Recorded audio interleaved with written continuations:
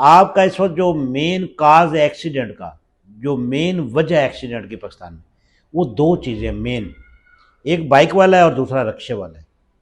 سر یہ جو پیٹرول مہنگا ہو گیا، اب دنیا کا نظام کیسے چلے گا؟ ہاں یہ بہت اچھا پوائنٹ ہے آپ کا۔ مجھے نا 4 روپے لیٹر پٹرول یاد ہے۔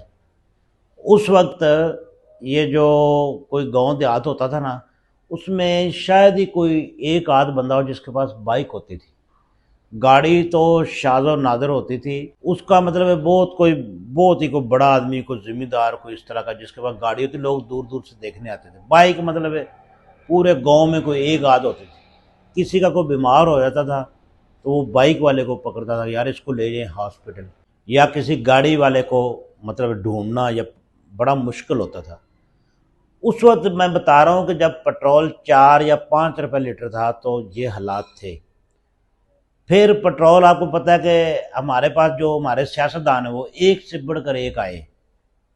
ایک آیا تھا، اس کو 70 روپے پہ بڑی تکلیف تھی، اس نے کہا جی 70 روپے پٹرول بڑا مہنگا ہے، اور ساتھ یہ قوم بھی ناچی تھی، اور وہ 190 پر چھوڑ کر گیا تھا، مطلب وہ نیچے آنے کے بجائے اوپر ہی گیا ہے۔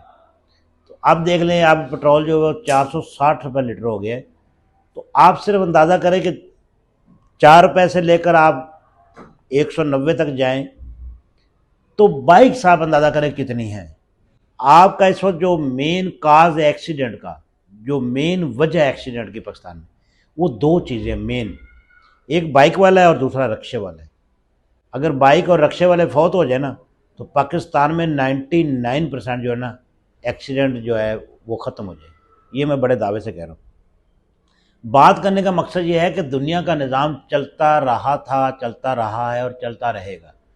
اس کو کوئی بندہ جو ہے وہ کم نہیں کر سکتا، جس طرح یہ آبادی بڑی ہے یا جس طرح کے سورسز بڑے ہیں، یا یہ جو لوگ کہتے ہیں نا مہنگائی بہت ہے، مہنگائی بہت ہے۔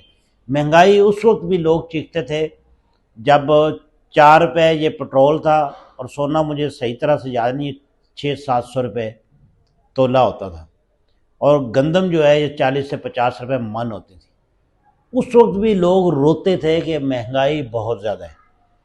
اور ابھی دیکھ لیں ہر گھر میں 2-2 3-3 بائکس ہیں، ایٹ لیسٹ ایک بائک تو ہر گھر میں ہے۔ ہر بندے کے پاس موبائل اگر نہیں ہے تو 80% لوگوں کے پاس موبائل ہے، اور پٹرول آپ اگر 460 روپے پہنچ گیا ہے تو یہ دنیا رکنے والی نہیں ہے، یہ دنیا کا نظام چلتا رہے گا۔ ہاں یہ ضرور ہے کہ فرق پڑتا ہے، ہمیں اس طرح فیل نہیں ہو رہا ہوتا، ہم بس ایک چیز کو پکڑ لیتے۔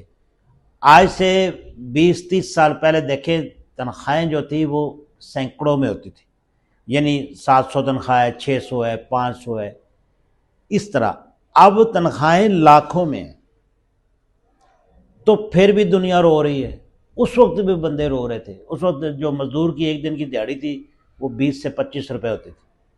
آج جو مزدور ہے وہ 1000-1200 روپے لے رہا ہے، لیکن آج والا بھی رو رہا ہے، اس وقت والا بھی رو رہا ہے۔ تو اس مہنگائی سے کوئی فرق نہیں پڑنے والا۔ آپ ان حکمرانوں کو دیکھیں، جہاز اسی طرح چل رہے ہیں۔